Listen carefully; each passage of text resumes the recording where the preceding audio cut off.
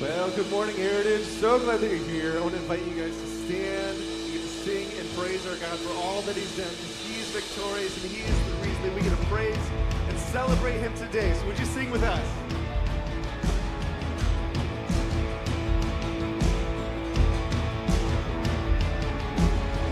When all I see is a battle, you see my victory.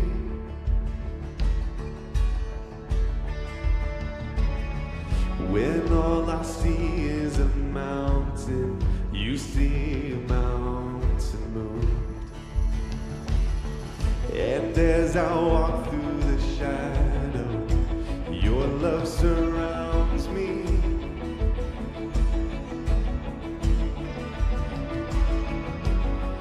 There's nothing to fear now, for I am safe with you. Sing, so when I fight, so when I fight, I'll fight on my knees, with my hands lifted high. Oh God, the battle belongs to you, and every fear I lay at your feet, as I sing through the night. God, the battle belongs to you.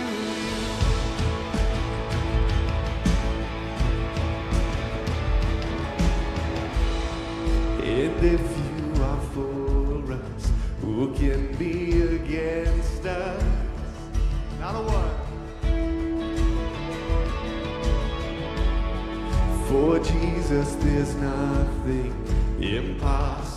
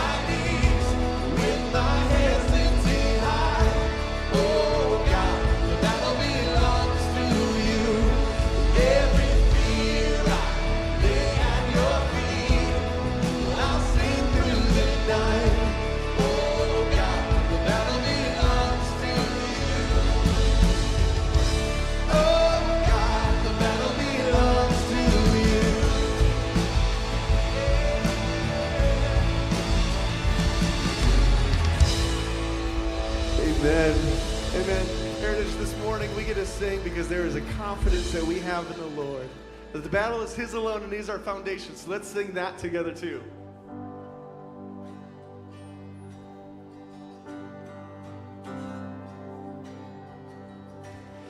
'Cause Christ is my firm foundation. the rock on which I stand, when everything around me is shaking. I've never been more glad that I put my faith in Jesus, 'cause He's never let me down. He's faithful through generations.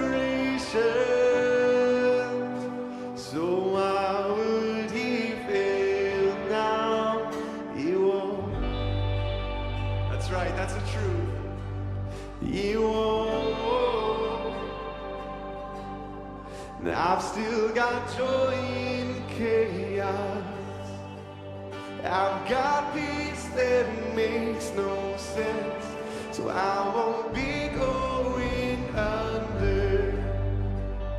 I'm not held by my own strength, 'cause I build my life on Jesus. He's never let me down. He's faithful through every season. So why would He fail now? He won't. He won't. He won't fail.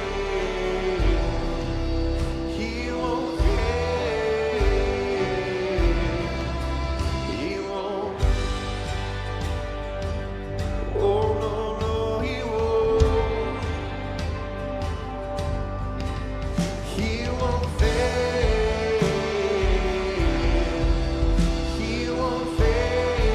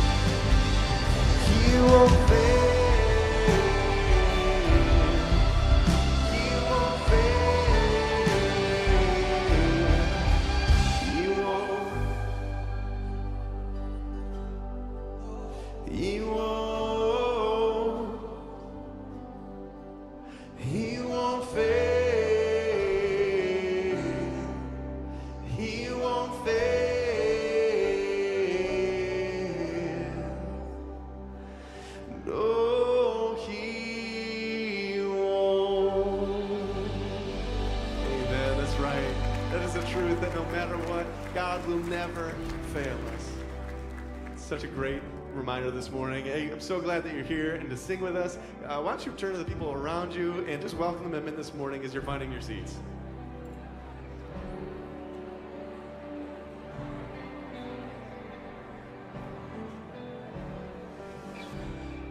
Well, good morning. Welcome home.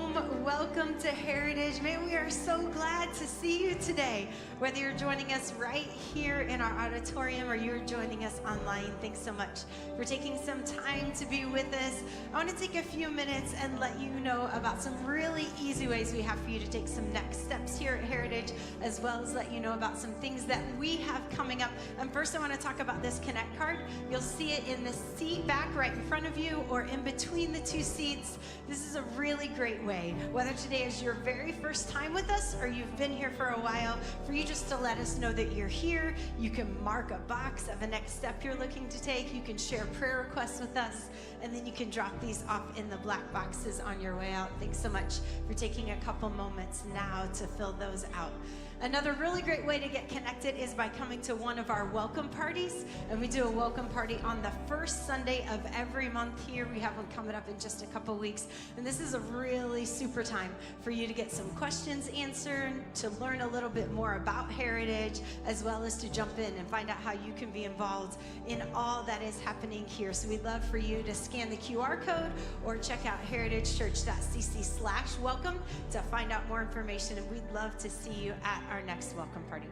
Well, hopefully you have heard us say here at Heritage that we believe giving, it's another way that we worship God. And we are so thankful for the generosity of those who call Heritage home, for your faithful giving week in and week out. That's how we're able to do all that we do. And that's how we are able to share the love of Jesus with those right here in our own community, as well as those all over the world through our ministry partners. So thank you so much for your generosity. Thank you for your giving. I want to invite you now. You can give online at heritagechurch.cc/give, or if you brought a gift with you today, you can drop that off in the black box on your way out. Once again, thank you for your giving.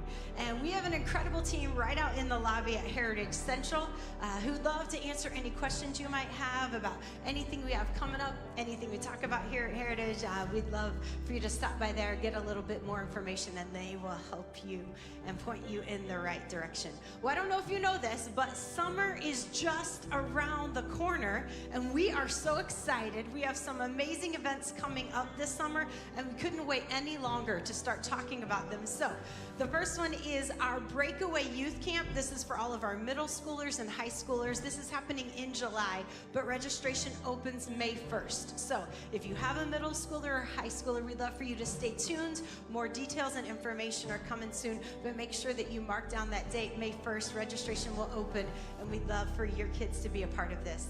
Then July 8th through the 12th, we have WindShape Camp that is coming here to our campus. If you've never heard of WindShape, it is the most incredible day camp experience for kindergartners through fifth graders. It comes right here. It is a blast. These kids have an amazing time all week. They get to do all sorts of activities and sports, all while hearing how much God loves them and how he has a plan for them. So we'd love for all of our kids, K through fifth grade, to be a part of this, but we'd love for you to invite as many kids as you can to be a part of WindShape with us. Registration's open. You can check out heritagechurch.cc/WindShape for more information. And then in September, we have our Bloom and Bloomies events. And Bloom will be on September 14th. This is for all of the ladies, high school age and above. And then we'll follow it up the next day, September 15th, for Bloomies for our girls in 1st through 8th grade. Back-to-back events, incredible guest speakers, amazing worship. I mean, just a really great time for us to lean in and to connect and to grow. And ladies, we would love for all of you to be a part of these events with us, but we'd also like for you to invite someone to join us. Invite a friend, a coworker, a neighbor to be a part of this. Early bird pricing is still available, so make sure that you register today.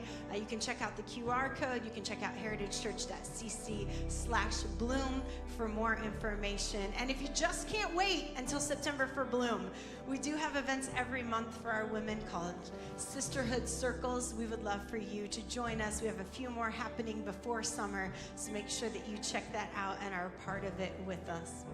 Well, this morning we are so excited to be able to hear from Pastor Jordan Lloyd. He's going to be sharing with us. We're so glad that you're here with us. Welcome home.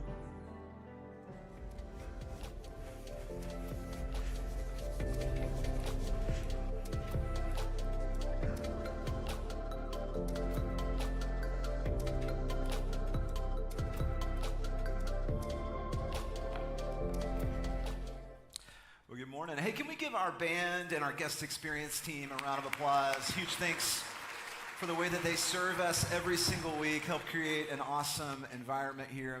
Like Danielle said, my name is Jordan. I'm one of the pastors here. Just honored to be here with you today.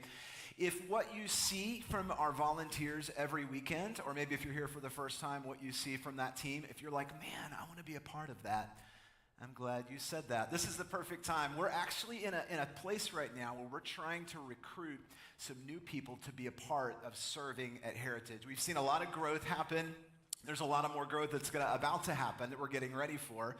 And as we anticipate at some point in the future transitioning back to 2 services, we know that we're going to need some more people to help us make that happen. So if you're sitting here with us in the auditorium, you'll see on some of the seats scattered throughout our space here, you'll be able to find some cards there. You can sign up. There's some specific areas there where we're looking for extra help, like guest experience, our kids team, our parking team. There's also a little blank at the end that says other.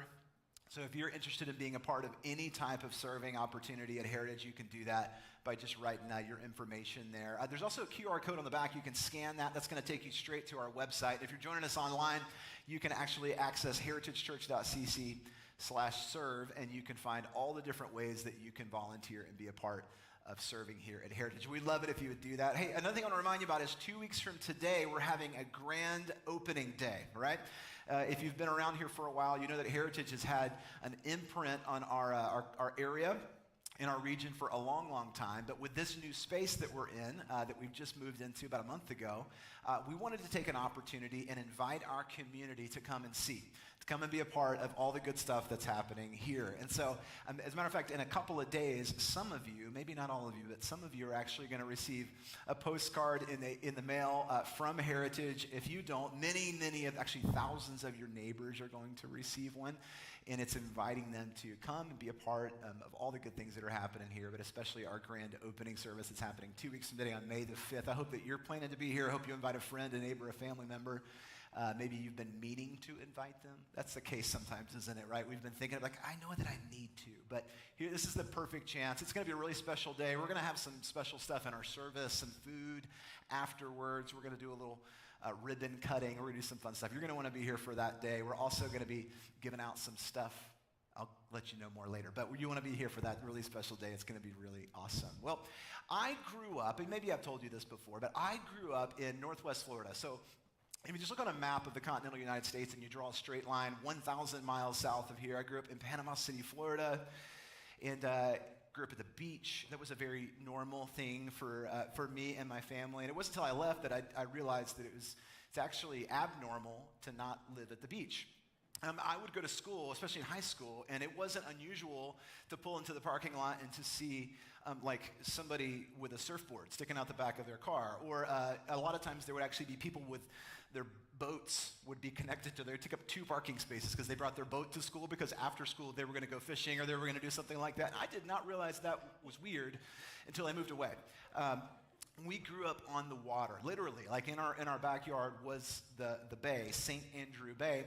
But we also grew up on the water, like all the time. We would go to the beach, and my family, we had a boat. We would go out on this boat, and matter of fact, my brother and I, just me and my brother and my parents, but we would go out on this boat. Sometimes we'd take our golden retriever dog with us, and we would go out to this specific place where there were always dolphins swimming, and my brother Jeremy and I would jump out of the boat, and we would swim with dolphins. We would actually hold onto the dorsal fin. They would actually pull us underwater.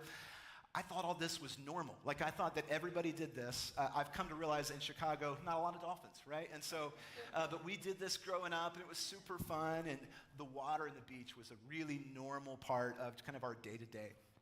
And I remember a lot of times, especially early in high school before I could drive, I wanted a little bit of freedom. So I talked to my parents into letting me take the kayak out every now and then. We had a couple kayaks that we would use for fishing and exploring in St. Andrew Bay. And I talked them in maybe 9th, 10th grade. into letting me jump in the kayak and just go kayaking out in the bay a little bit. And behind our house, there was this body of water, and it was about 1.5 miles across the bay, and there was this island on the other side. And it was actually kind of a deserted island. I think it was owned by the Air Force, but it wasn't really occupied by anything, and it was just very rural and very, very woodsy. So I would paddle across the bay, and I would end up over there, and I would just stand on the seashore. I would stand on the shore of the bay, and I would just look, and I would just breathe in the salt air, and I would listen to the sounds, and it was just far enough away that you couldn't really hear the sounds of like my neighborhood or the streets. It was just quiet and very, very peaceful. And I remember how much fun it was to just be there, to just kind of rest there.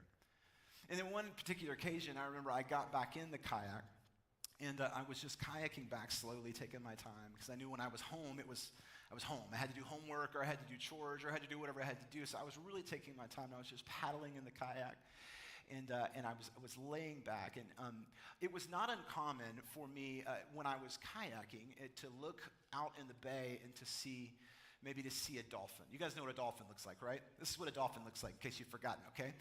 Right? It's Flipper, right? Dolphins, they're sweet, they're kind. Yeah, they're dolphins. This one particular occasion, though, I was laying back in the kayak, and I had the paddle kind of resting on my chest, and I had my eyes closed, and I was just breathing in the salt air. So quiet, there wasn't any waves. It was just floating there. I was just taking my time, just enjoying the peaceful serenity of floating in a kayak in the bay behind my house. And then as soon as I opened my eyes, this is what I saw. Yeah, it didn't look just like that, but in my memory is this dolphin came and swam right up next to me, and he made eye contact with me, and I promise he looked just like Dolphin Man right there. You see, when you see a dolphin from a long way away, or like on you could take the photo off now, and it's disturbing people. Some of you you already know you're gonna have a nightmare about that tonight. Welcome to the last 30 years of my life, right? I can't get that picture out of my mind. You're just floating there, and you're just enjoying the peaceful serenity of the Gulf or of the bay or whatever you might be doing, and then you open your eyes, and there's that right there, right? And it scares you, and it interrupts your peace, and it really shakes you up. That's how I felt. And that's kind of how it is in life sometimes, right? Like maybe not literally that dolphin, hopefully not. I hope you never see that image in your entire life. But if you've ever been at a moment of peace in your life, you've probably been in a place where that peace got interrupted. Maybe you were breathing deep and enjoying something and enjoying a moment. You're like, man, everything feels right. It feels good in the world. It wasn't long before that peace was interrupted. Today we're going to talk about peace. And if you've been here the last couple weeks, you know that we're in week 3 of our series, Made for More. And Made for More is based off of something that we call the fruit of the Spirit. It comes out of Galatians 5. And this is what Galatians 5:22-25 says. Listen to this. But the fruit of the Spirit is love, joy, peace, forbearance, also known as patience, kindness, goodness, faithfulness, gentleness, and self-control. Against such things there is no law. And those who belong to Christ Jesus have crucified the flesh with its passions and desires. And since we live by the Spirit, let us keep in step with the Spirit. Let us not become conceited, provoking, and envying each other. See, here's what I want to impact today. God is calling us toward freedom. To be peaceful, and really all of the different attributes that we just listed, love, joy, peace, patience, kindness, goodness, gentleness, and self-control. That is living a life of freedom, to live by the Spirit. The last 2 weeks, Pastor Schuyler kicked off this series. We talked about love a couple weeks ago. Last week, we talked about joy. To live a life of love and to live a life where we feel joy and we're able to express joy appropriately to those around us and to our circumstances. And then today, as we talk about peace, we're able to live in a place of peace, and we're able to live in peace with people that we come in contact with. That is to live free in Christ. And so the question is this: how do free people act? Right? If God is calling us toward freedom, we have to ask that question: how do free people act? And that's what we're talking about. in this series. So for you and for me, it might go like this. Asking ourselves the question, does my freedom that I live in, does it lead me toward a life of indulgence, a life of immorality, a life of sin, or does it lead me closer to Christ? Well, if we look back in this passage, back to verse 13, we hear how Paul instructs us and begins this. He says, do not use your freedom to indulge the flesh. Don't just seal the deal of your salvation and become friends with Jesus and seal the deal of your salvation and then just live out your freedom in a terrible way. If you skip forward to verse 19, he starts listing off these things that we can tend to be drawn toward as we experience freedom. This is what it says. It says, you could be drawn towards sexual immorality, impurity, debauchery, idolatry, witchcraft, hatred, discord, jealousy, fits of rage, selfish ambition, dissensions, factions, envy, drunkenness, and the like. You see, as we live a life of Christ, we still have to deal with our sin. We still have to deal with the fact that we live in a sinful world, and we still live in a place where we're tempted to run toward things that are generally unhealthy for us. Those things, that list of things, sound terrible. And the tough part is that I can find myself tempted toward every single one of those things each and every day. If you think that just because I'm standing here on the platform or because I'm on staff here, I'm a pastor, that I'm not tempted towards those things, you're wrong. As a matter of fact, the common denominator among every single one of us is that we all have sin as part of our story. We all have things that we've dealt with. And that's why our mission at Heritage Church is to help people find and follow Jesus, because Jesus is the only one that can save us from ourselves. And the reason I wanted to overview the early part of that passage, listing off all of those things, is to remind us of our tendency towards sinful behavior. Because when I look in the mirror at the behavior of my own life, I am most tempted to run toward wrong behavior when I'm least at peace with myself. I want you to hear that again. I'm most tempted to run toward sinful behavior, wrong behavior, when I'm least at peace with myself. Can you relate with that? There's probably been times in your life, I know there's been times in my life, where I've found myself entangled in sin. I've found myself involved in something that I shouldn't be involved with. I've run toward things that I think are going to solve my problems when I know in reality they're not. Usually I can attribute that wrong behavior to a lack of peace. Usually I can attribute it to something that happened in my life, something that occurred, or maybe it's a crossroads that I've come to in life, and I don't know what to do, and I don't know where to go, and I don't know what to say. And so what I do to try to solve my problem, and this is ridiculous, but I do it all the time. What I try to do to solve my problem is I try to run to this long list of things that I'm tempted toward, things that are, as Paul says, of the flesh, right? He says at the beginning of Galatians 5, things of the flesh, sinfulness. And I think that by doing those things, I'm going to fill myself up, and I'm going to feel better, but it's simply not true. Have you ever heard the term medicator before? Maybe you have. If you've ever been in therapy, if you've ever gone to counseling, which I've done all of that before, you maybe have heard the word medicators. Medicators relieve the disease of the stress we experience in our lives.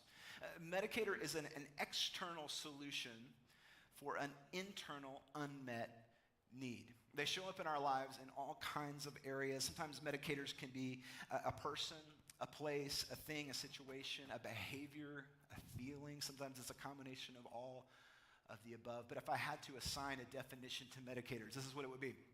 A medicator is anything we reach for in order to turn up a feeling we want more of, or to turn down a feeling we want less of.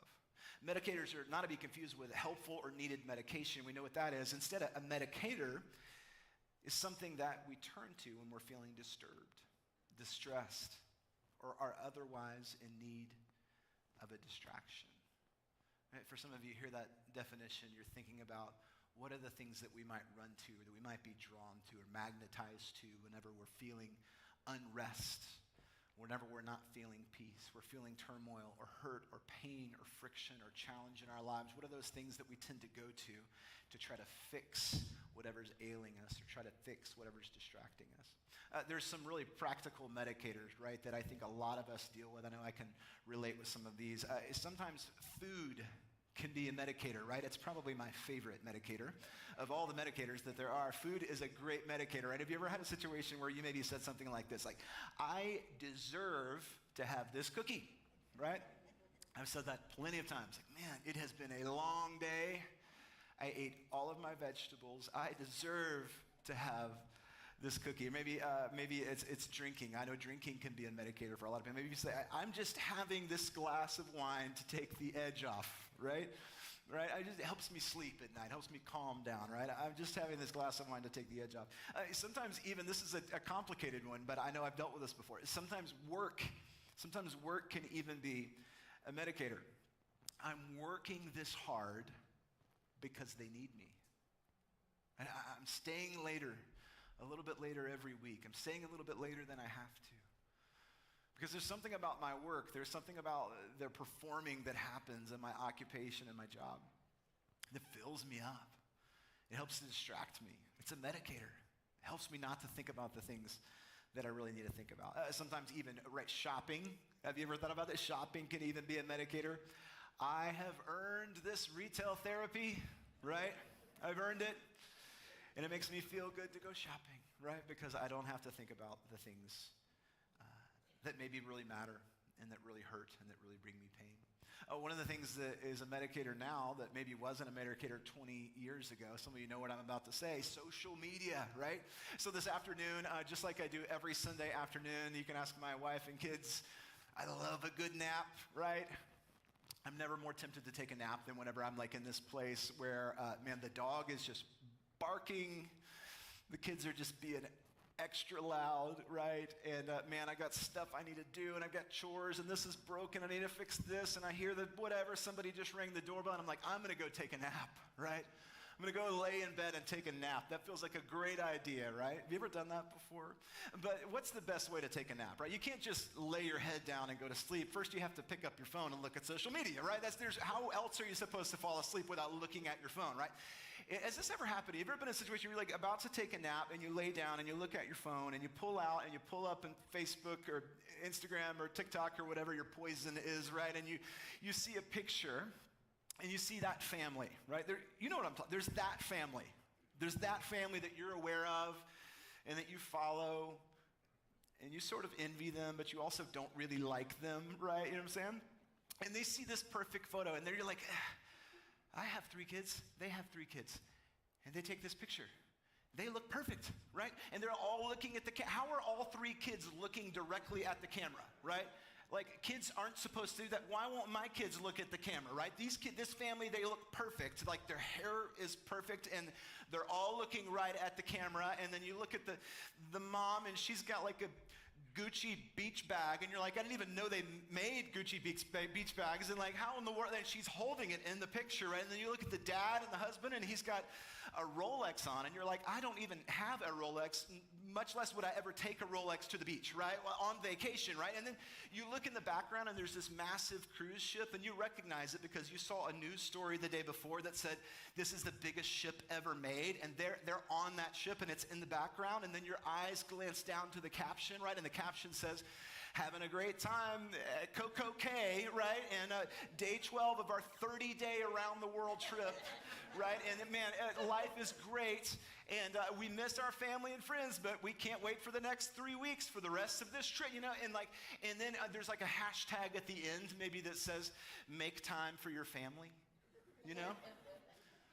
And you're looking at your phone, you're like, what in the world? What is my life? And then you hear your dog barking, and you hear your kids knocking on the door, and then the doorbell rings, and you remember 5 things that you need to do before you really should go to sleep and take a nap. Like that, social media can plague us. And if we're not careful, social media, right, can bring us a ton of unrest. But I reach for it all the time because it's a medicator. It's one of those things that makes me, for whatever reason, it feels like I need to check in, right? I need to see what's going on in the world. Maybe this is it for you. Maybe you are involved in some drama that's happening in somebody's life. Tell me this if this is you. Like, maybe you are friends on Facebook with somebody you went to high school with, but you didn't even hang out with them, but you've been friends with them on Facebook for 20 years, and you just secretly, nobody else in your life knows it, but you just secretly follow all their drama. And right now, you're actually like right in the middle. You know, at some point this afternoon, you're going to go check in on this post they made about this relationship. And there's all these comments and there's all this drama and you're following it. You would never like or comment, but you're following it, right? Because you're involved, right? And you're stressed out about it right now, right? We can get so involved in social media. And man, it just seems like it's going to fix us and make us feel good and fill something up. But at the end of the day, man, it just brings us more and more stress. And we all have medicators. And although some don't seem so bad at first, they usually lead us down a path of destruction if we're not careful. And when we come up for air, we discover that we feel a bunch of things, but peace isn't one of them. So why do we do it? Why do we run to the things that seem like they might fix our problems when we actually have access to the one who certainly will? I think for a lot of us, it's fear. I know for me, it can be that sometimes. Fear to face our problems head on. To deal with the hard stuff means we have to lean out of our comfort zone, face head on the things that we simply don't have control over. If I'm being honest, the reason that I go to the murky and shallow points of my life, my medicators, is because I'm afraid to face the things I'm not in control of. But let us be reminded today that we aren't talking about a God who is absent from our circumstances. We aren't talking about someone who's forgotten about us.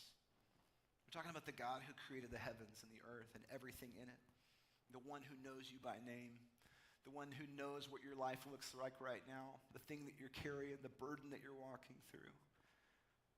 Check this out in Psalm 34, verse 3, it says this: I sought the Lord, and he heard me. Some versions say, and he heard my cry, and he answered me, and he delivered me from all of my fears.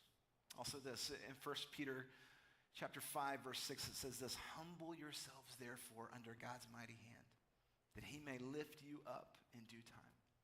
Cast all your anxiety on him because he cares for you. You see, there's a few points of peace in our lives that I think that we're always fighting for. And I'll tell you what, when I'm saying this stuff, man, I'm preaching right to myself. There might as well be a mirror in front of me because these are all things that I navigate, it seems like, every single day. And there's 4 in particular that I want to quickly just take us through, just maybe to help shift our focus on peace, shift our focus away from turmoil and difficulty and challenge and back toward the one who gives us peace. The first one is this: peace over our perspective. We all have a perspective in life, and our perspective is everything. Just like my perspective of that dolphin fiasco, right? It skewed my perspective and took me away from a moment of peace. Oftentimes, our perspective of our circumstances causes us to go to a really unrestful place. Take just a moment and think, what are you anxious about right now? What about your current situation is plaguing you and causing you to worry, have anxiety and fear? Or maybe that temptation to take things into your own hands. Philippians 4, verse 6 and 7 says this: do not be anxious about anything, but in every situation, by prayer and petition, that just means asking, with thanksgiving in our hearts, present your requests to God, and the peace of God, which transcends all understanding, will guard your hearts and your minds in Christ Jesus. You want to be different in the world? And you want to appear different to the people that you do life with, the people you go to school with, the people you work with? Do some of that. Don't be anxious about anything, but in every situation, take it to God. And when you do that, the peace of God, which transcends all understanding, is going to guard your hearts and your mind. The peace of God, which transcends all understanding, will guard your heart. If you and I would just lean into that, if we would just lean into that invitation, we would quickly become unrecognizable to the people around us. And some people are actually going to look at your peaceful behavior and your peaceful life, and they're going to think something's wrong with you. Why aren't you so chill right now? It's the peace of God. Don't you know that things are falling apart everywhere, right? But yeah, it's the peace of God, man. Did you hear about XYZ? The peace of God. Have you seen the price of gas, the peace of God? Wait, how much is the price of gas right now, right? That one's a little tricky.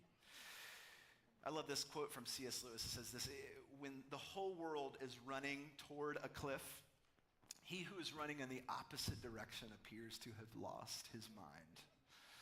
Isn't that true? When you experience the overwhelming and overflowing peace that comes from God by casting our anxiety and our cares and our fears on him because he cares for us, you're going against the tide of the world. You're doing something that not everybody's doing.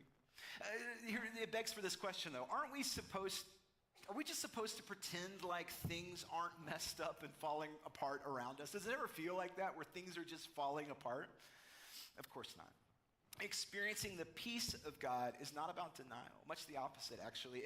When we experience the peace of God, we're placing our circumstances and our fear and our perspective, we're placing them in their proper place. Ephesians 6, verse 10 through 15 says this: "Finally, be strong in the Lord and in his mighty power.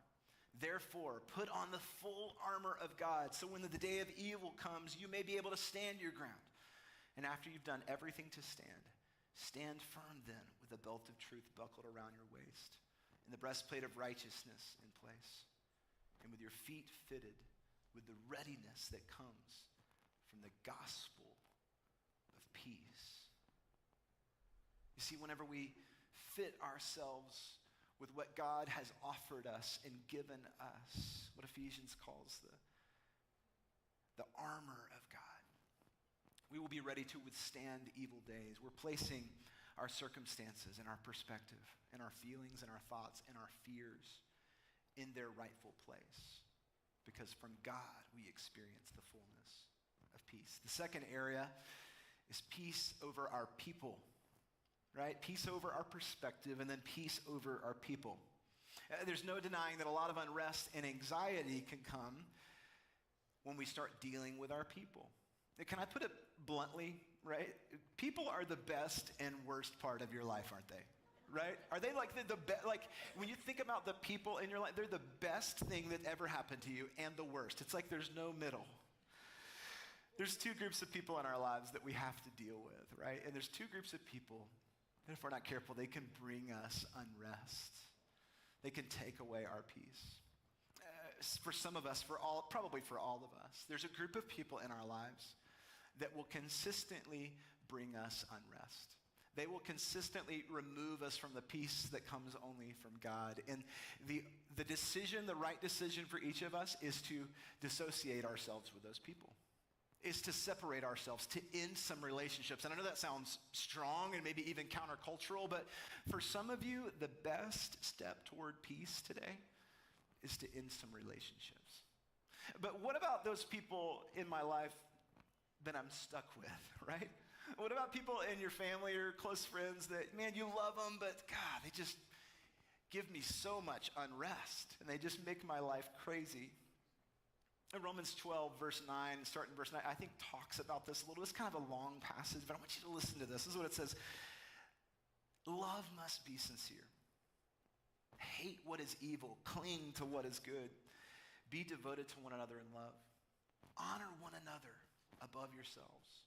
Never be lacking in zeal, but keep your spiritual fervor serving the Lord. Be joyful in hope and patient in affliction and faithful in prayer. Share with the Lord's people who are in need. Practice hospitality. Bless those who persecute you. Bless and do not curse. Rejoice with those who rejoice. Mourn with those who mourn. Live in harmony with one another. Do not be proud, but be willing to associate with people of low position. Do not be conceited. Do not repay anyone evil for evil. Be careful to do what is right in the eyes of everyone.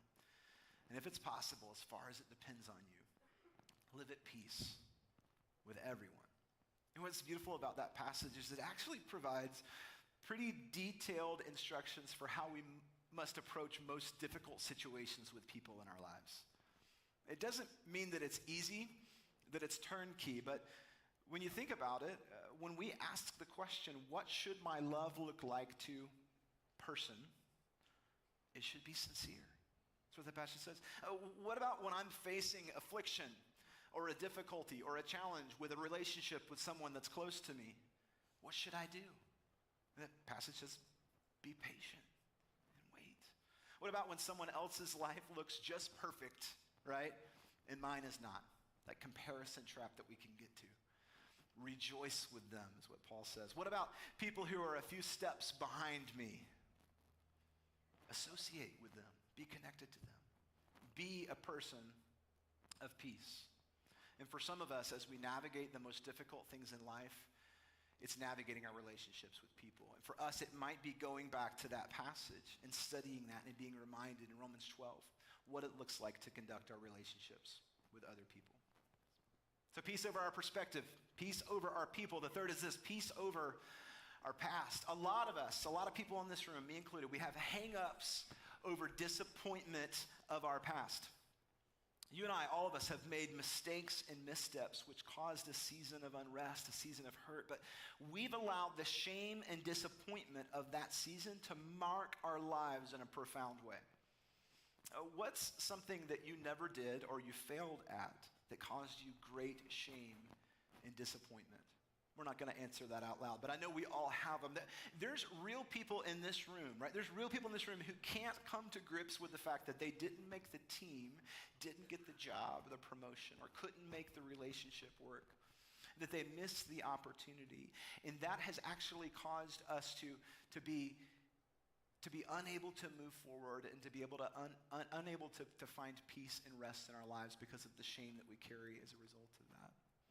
To those of us who are dealing with that, right, maybe perspective's not the thing for you, maybe people is not the thing for you, but you just have some hang up with your past, with something that happened in the past. This is what I want us to be reminded about, to know that God cares deeply for our hearts. God has a plan for you, and it's better and more wonderful than anything you could ever imagine.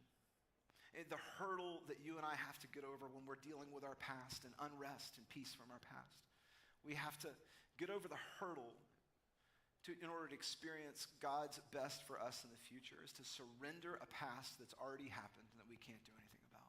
For some of you, to have peace today, it just means letting go. It means forgiving yourself or forgiving someone else.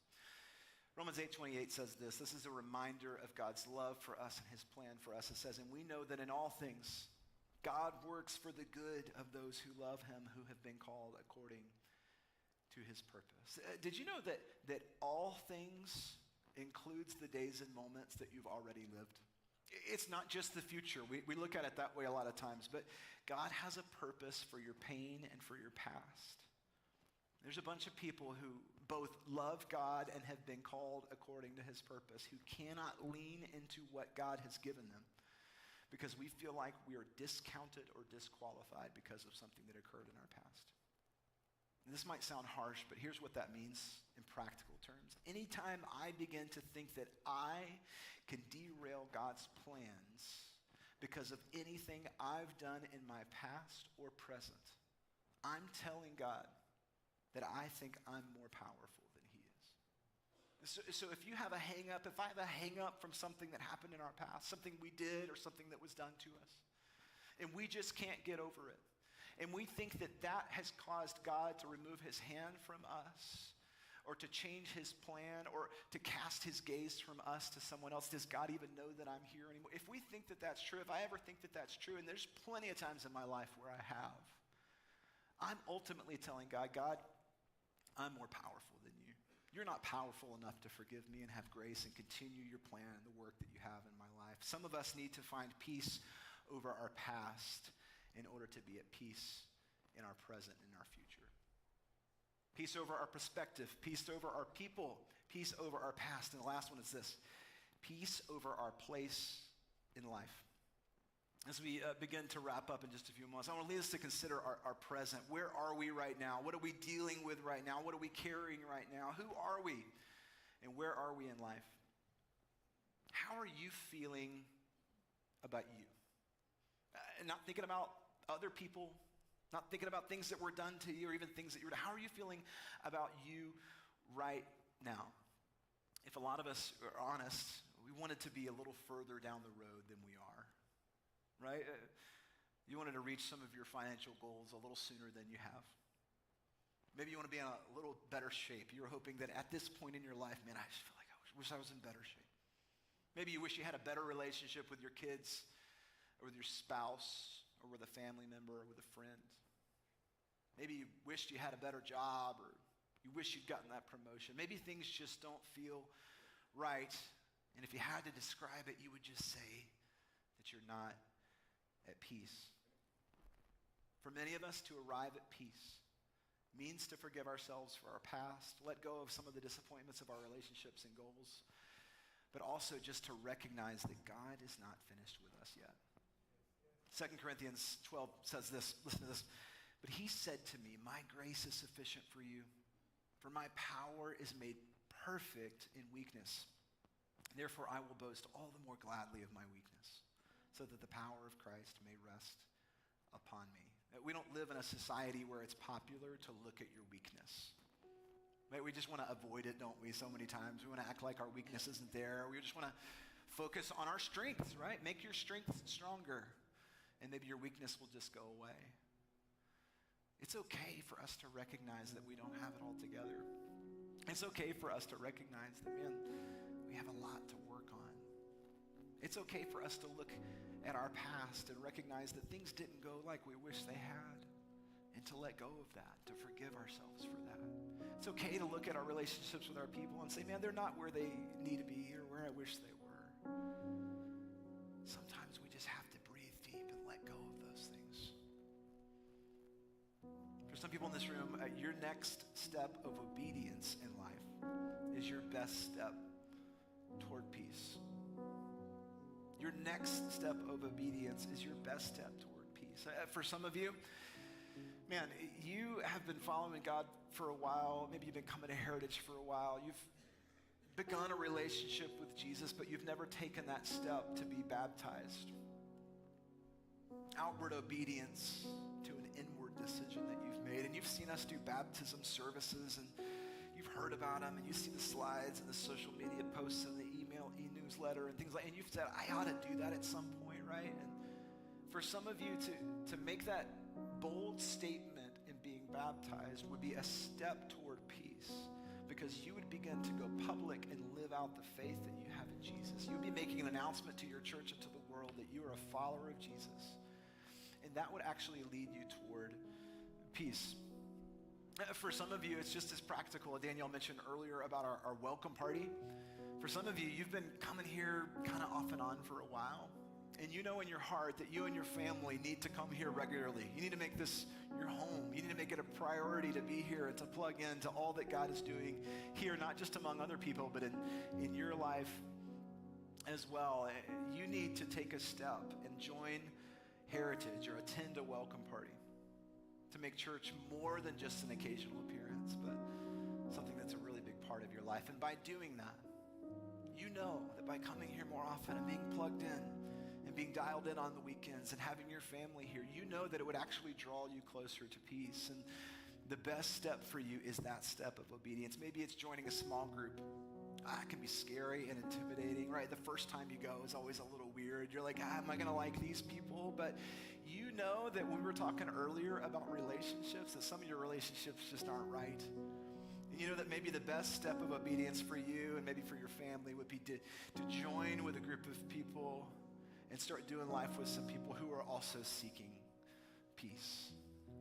And so joining a small group might be the best next step. For some of you, it might be giving, right? Maybe you got financial woes and challenges and things you're struggling with. But putting your money where the heart of God is, and to start making tithing and giving a regular part of your life. If you have questions about that, we'd love to talk to you about it. But those might be obedient steps towards peace. I don't want to paint an inaccurate picture that life gets perfect when we do these things. I wish it did. I wish it was like a formula, right? And we just do this and this and this and this, and you're going to experience peace. It's still going to be hard, but for a lot of us, finding peace over our perspective and over our people and over our past and over our place in life starts with giving some of these things over to God that we've been keeping for ourselves. You see, taking a next step is not going to make your life perfect, but it might begin to make more right the things that have been going most wrong. For you to surrender your relationships, in your past, in your present. It's not going to make life perfect, but it might begin to make more right the things that have been going most wrong. I want us to respond in kind of a unique way today. See, my life, man, a lot of people think that as pastors that we just sit in the office and read the Bible all day. I wish it looked like that. It doesn't really. There's actually a lot of moments in my life where I'm trying to find peace. Like I'm trying to find a few minutes to just rest in the quiet. A lot of times for me, it's riding in the car, like on the way to the office, or if I'm going somewhere. I won't even turn music on. I love music, but I'll just keep it quiet, and I'll just sort of just be still and be quiet. My wife and I have 3 kids at home, 5, 10, and 13, so it's loud a lot of the time. We also have a golden retriever, you know? And so things are loud, the dog's barking, kids are asking for things, and that's okay, that's life right now. But it's rarely like just super peaceful. So sometimes I have to really dig and find moments of peace. So I wanted to invite us now, in just a moment, to take a moment to find some peace. Maybe to think about our perspective on life, to think about our past, to think about our people and our relationships, to think about where we are right now and where we're headed and what a step of obedience might look like for each and every one of us, to find some rest and some peace. So I'm going to invite our musicians to come out, and they're going to lead a song for you. And the words are going to be on the screen. You can read them. I want you to receive this. I don't want you to sing along. I want you to just be quiet and still and find some peace in this moment. Okay? Let's check this out.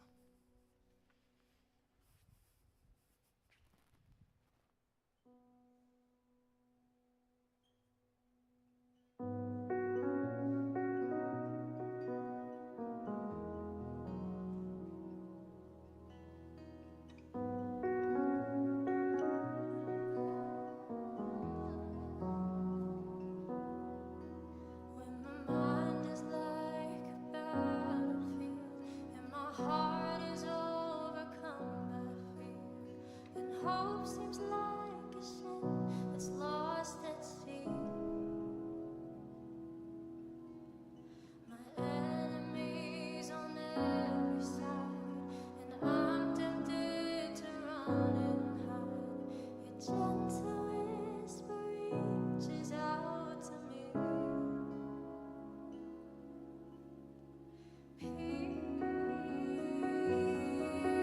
Peace holds me when I'm broken.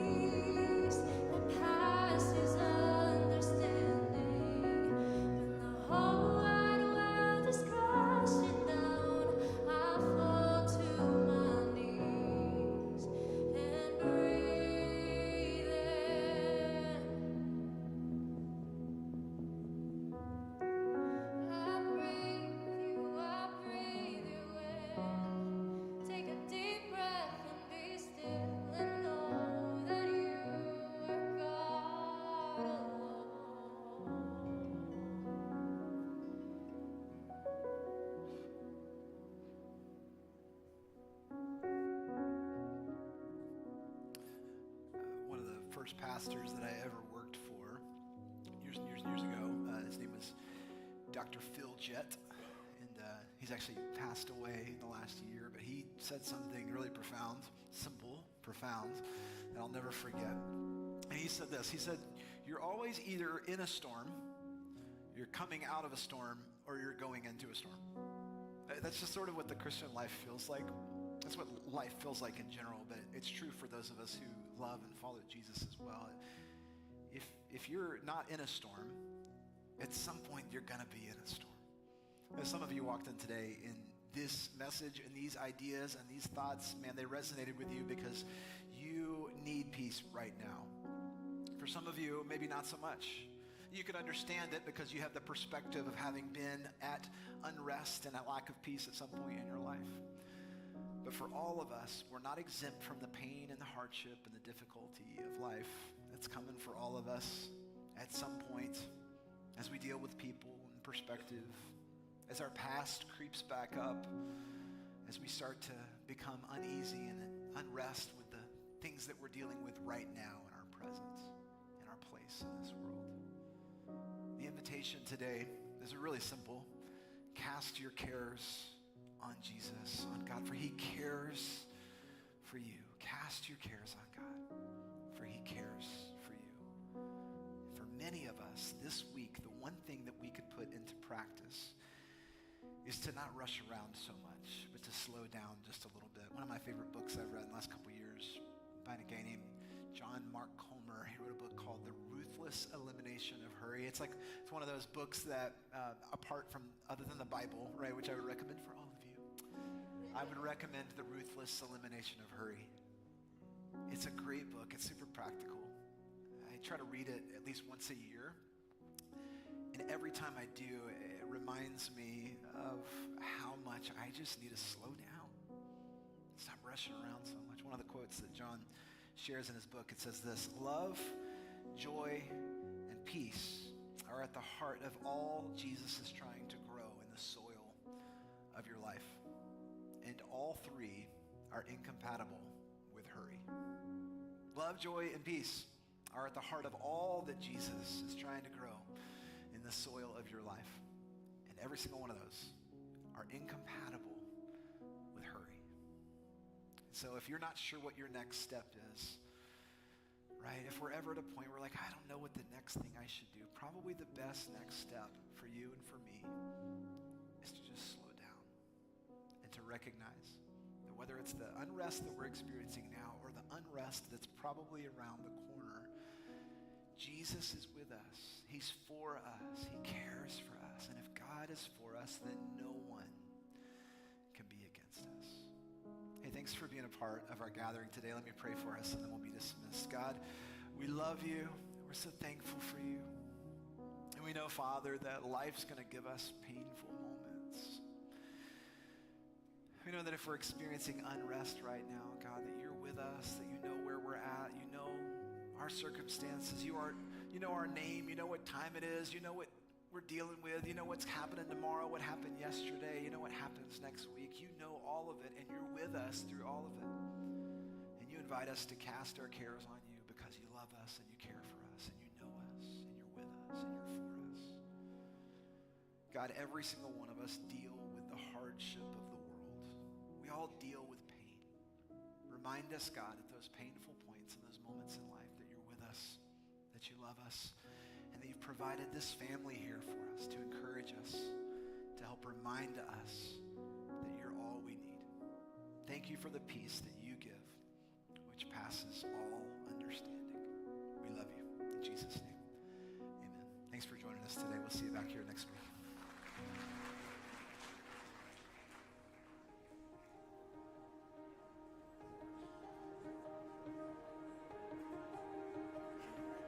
Take me into your secret place, where I'm constantly amazed, where the saints and angels bow before you. There's nothing like your presence is, just a glimpse of heaven. Where the elders throw their crowns before you, holy, surrounded by holy. There's no one more holy. I'm in wonder in awe, King, who is wrapped in majesty, you alone will always be. All creation joins with heaven singing, holy, surrounded by holy. There's no one more holy. It's like, there's always that weird match. Like, there's something that you like, like, that vibe, like, okay, like, doing your thing.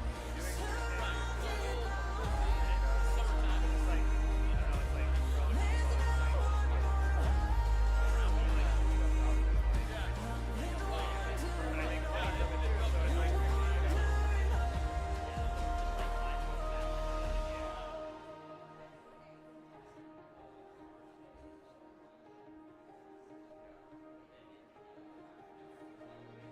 The more that I enter in, you consume all I am. I lose myself in the one who's holy. As we come face to face, you take my breath away. All I can do is cry, holy, holy. The more that I enter in, you consume all I am. I lose myself in the one who's holy. As we come face to face, you take my breath away. All I can do is cry. pretty well, so I'm hoping it'll go well. Surrounded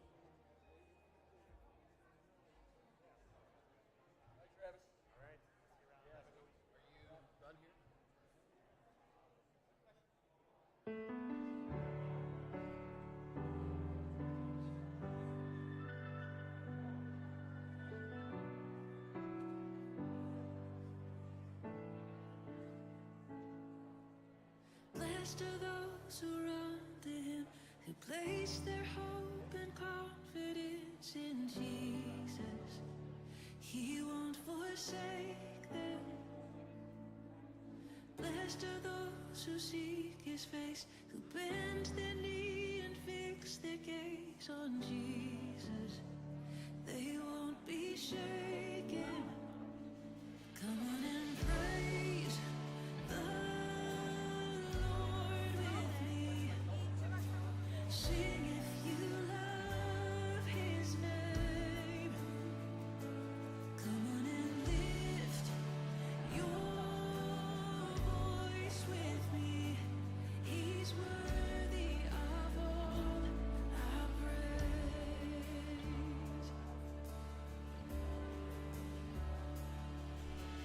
Blessed are those who walk with him, whose hearts are set on pilgrimage with Jesus.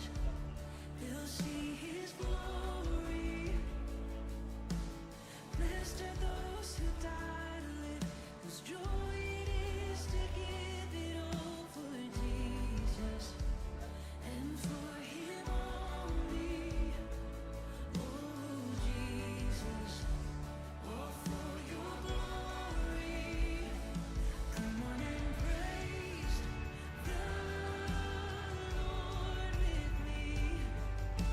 Sing if you love his name. Come on and lift your voice with me. He's worthy of all our praise. Come on and bring your offering. Sing if you've known his grace. Come on and lift up your holy hands. He's worthy of all our praise. Bless God in the sanctuary. Bless God in the fields of plenty. Bless God in the darkest valley. Every chance I get, I'll bless your name. Bless God when my hands are empty. Bless God with a praise that costs me. Bless God when nobody's watching. Every chance I get, I'll bless your name. Bless God when the weapon's forming. Bless God when the walls are falling. Bless God 'cause he goes before me. Every chance I get, I bless your name. Bless God for he holds the victory. Bless God for he's always with me. Bless God for he's always worthy. Every chance I get, I bless your name. Every chance I get, I bless your name. Every chance I get, come on and praise the Lord with me. Sing if you love his name. Come on and lift your voice with me. He's worthy of all our praise. Come on and bring your offering. Sing if you've known his grace. Come on and lift up your holy hands. He's worthy of all our praise. Yes, he's worthy of all our praise.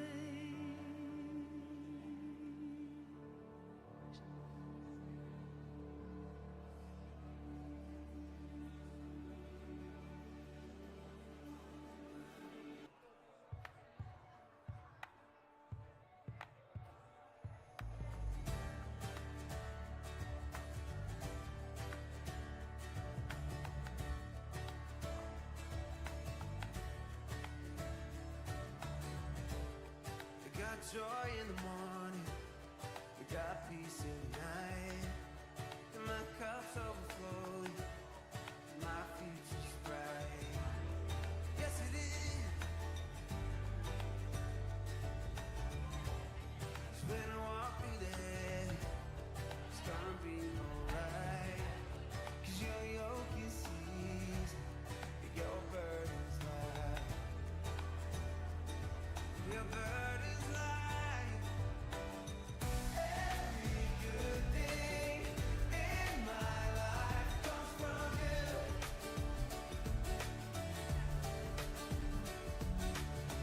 Every good thing in my life comes from you.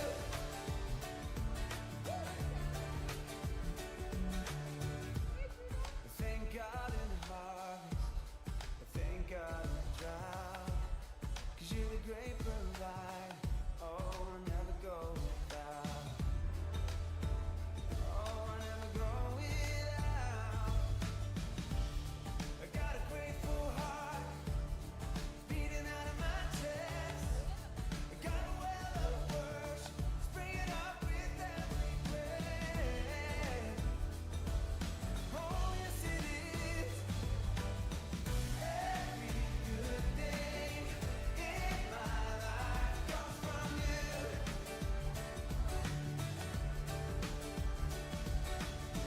Every good thing in my life comes from you. Yes it does, yes it does. Every good thing in my life comes from you.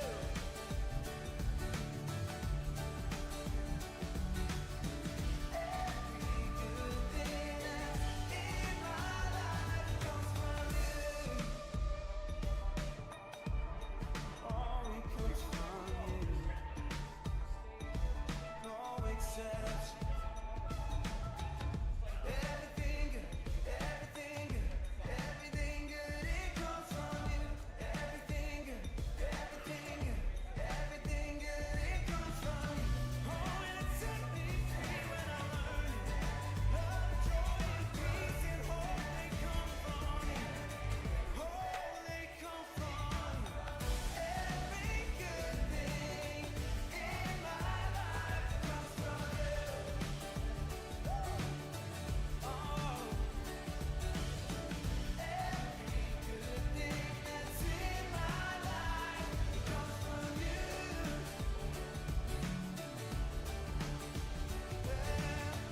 Every good thing that's in my life comes from you. No doubt about it. Every good thing that's in my life comes from you.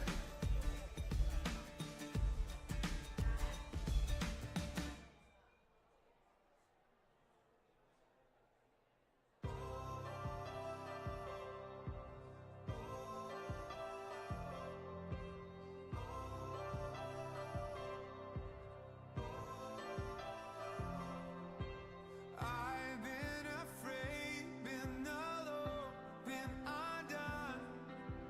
I've been on fire, flying high as the sun. In a world where things come and go, the only thing I've ever known is true. Oh, is you. Been the prince, I've been the pauper, been the star and played the fool, been the winner and the loser, in between them two. And no matter who I might become or who I've been before, I will always be yours. Always be yours.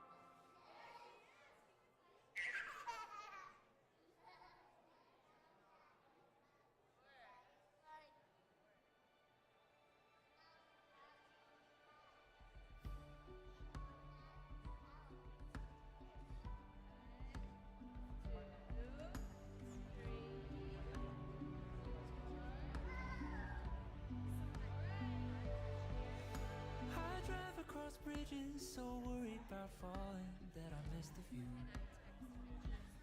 Already watching the news reports saying there was nothing anyone could do. In my mind, what if I fall? What if it's in my mind? What if I fly? Get a little higher. Get out of my head for a minute and just feel the wind on my face. Maybe the fear just means I'm alive. Maybe I'll fall. But what if I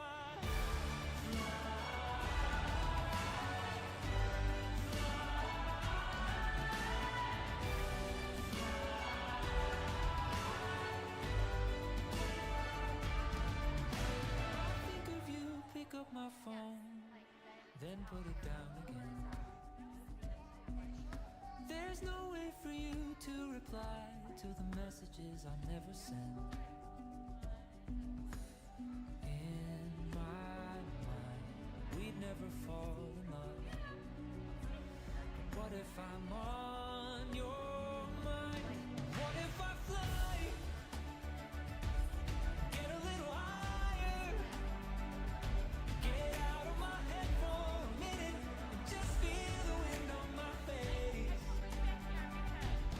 Maybe the fear just means I'm alive. Maybe I'll fall. But what if I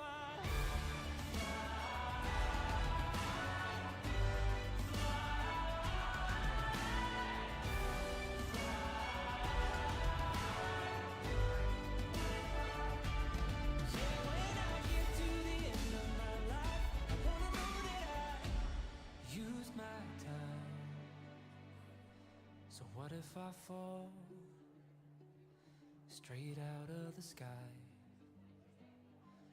Would I rather look back and wonder or know that I actually tried? What if I fly? Yeah, get a little higher. Get out of my head for a minute and just feel the wind on my face. Yeah, maybe the fear just means I'm alive. Maybe I'll fall. But what if I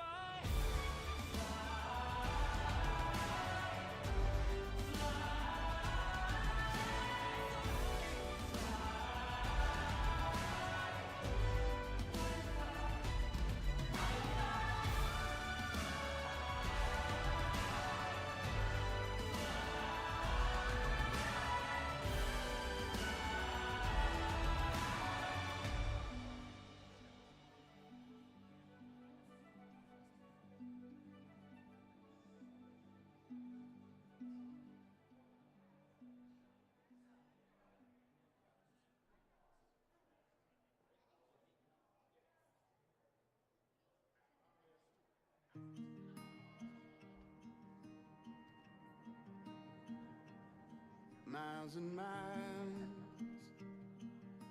on a treadmill, mind. I'm running but not going anywhere.